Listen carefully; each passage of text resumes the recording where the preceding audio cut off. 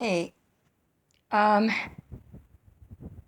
that previous video, if I'm in a hospital gown, it was an experience that I had prior to my surgical date of August the 8th, where I was supposed to have a mastectomy because of the cancer that's in my right breast.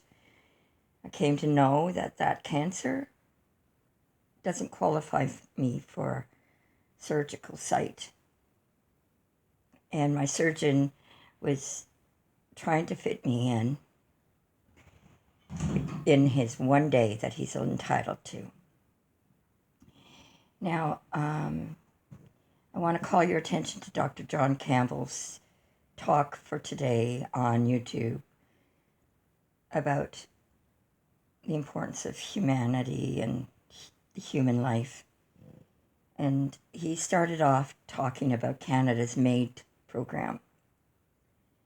And I've been trying to develop a community on the new X, which was formerly Twitter, platform to try to stop MAID in Canada because it's murdering a lot of people. It's not treating a lot of cancer patients, at least through surgery, because there's no money really to be made in surgery for cancer patients. Lives can be saved, and that's not what we're supposed to be doing. That's the answer to the excess deaths all over the world. Perhaps the reason for the vaccination and the injuries that are not allowed to be reported because of the vaccination and the excess deaths that are due to liver failure. Maybe somebody should investigate what happens to the liver when these vaccines pass through it. But this is sort of a compilation. Today is Sunday, August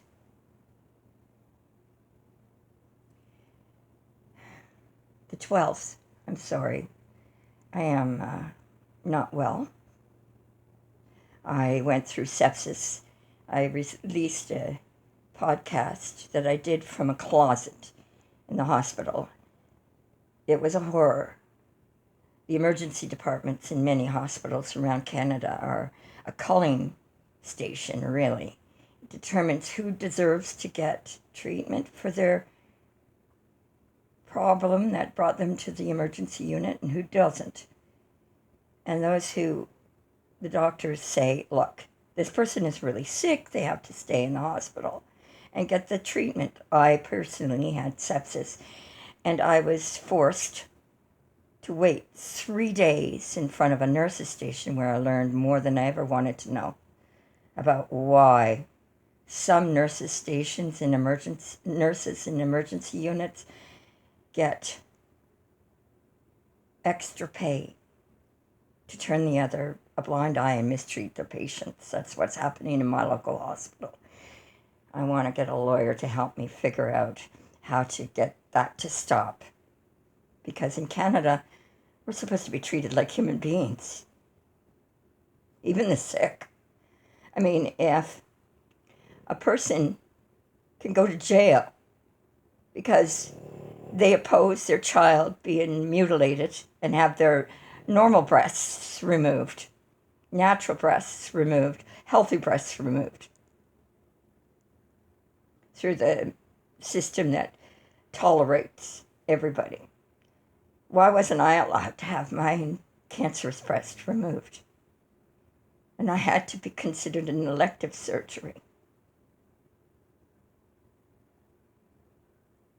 These are questions that need to be answered, Canadians. If you love a woman in your life, wonder why. Why are women being sterilized before they even have the idea of what a period is through medical interventions that stop puberty from happening normally? Predominantly the girls. I wonder how come that is. Girls used to love being girls, but they're not allowed to love being girls anymore, are they? Not if they're not beautiful. Not if they're not, usable. as a sexual object. God knows they're not allowed to reproduce. Babies are being slaughtered in the wombs of children who want to give them birth. But they're not allowed to have children in Canada. The choices that used to parade themselves as equal choice for everybody turned into no choice for anything that the government doesn't want you to choose. And doctors, especially surgeons, are under pressure because they're only allowed to operate 1 day a week, and that 1 day they have to pick and choose from their patients who they're going to operate on. Imagine being a cancer patient, cancer doctor, who removes cancerous from patients and having to choose, and because cancer is diagnosed late. Diagnostics aren't done, not for some people, not until it's too late to do anything about it. Dr. John Campbell reports today on his channel that 6.5% of all deaths in Canada are due to MAID.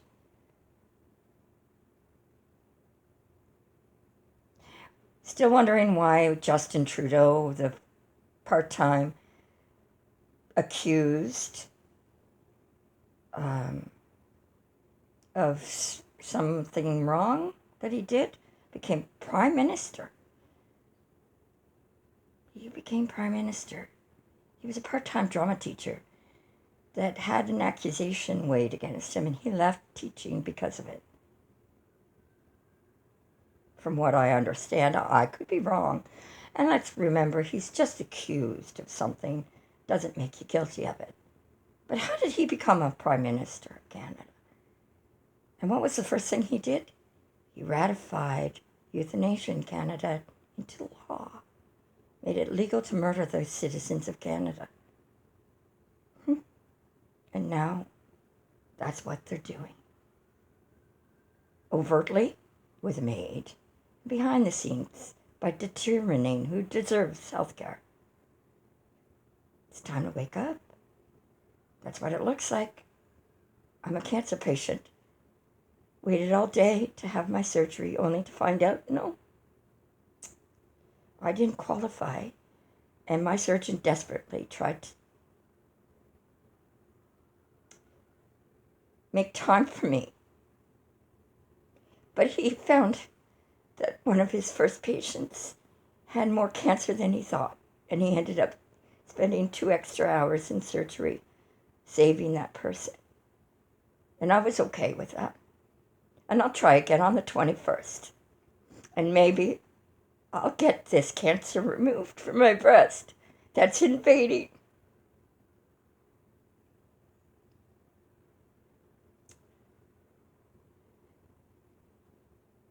MAID needs to stop.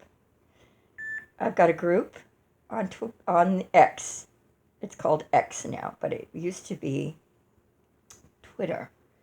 I'm trying to organize it, and once I figure out how to go live on it, I want to start doing weekly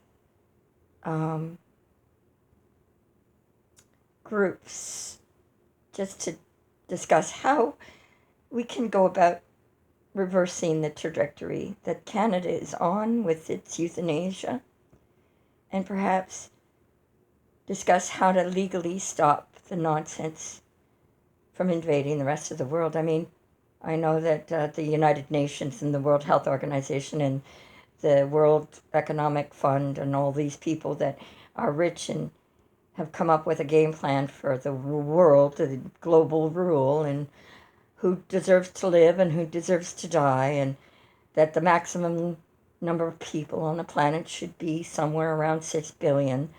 And we need to get rid of a lot of people because of that. But let's think about that. Let's discuss. You know, some of that might be rumor. I don't know. I'm no professional. I'm nothing. I don't even deserve the air that I breathe, even according to some of the people in my family. So I'm just trying to find somebody that thinks that maybe I have a reason to keep living. I am only 60 after all. Have a good day. Remember to pray today because it's Sunday. And I want to try to get to Mass, but I might not be able to because I've had a bad day already. And it isn't even half over. God bless you all. I'm putting this on YouTube because I want it to go on my regular channels. But I have something I think is on Patreon that I filmed when I was desperate to save the life of the lady that shared my room with me when I finally got up to her room. She's homeless. She was only 3 months older than me. She had diabetes. She was 50% blind. And she was tortured in the emergency unit. I watched it happening by her nurse, who told her she wasn't really in that pain, that she was trying to walk without her walker, using her IV tube, her IV pole to try to keep her balance, and the wall, because she couldn't really see, as she tried to make her way to the bathroom before she peed her pants. And her nurse was saying, "Oh, come on, you can move faster than that, you're not in pain." That really happened. It was July, last month. I was septic. Sepsis is one of the number one killers, people in Canada. People are too afraid to go to the emergency room. I know why.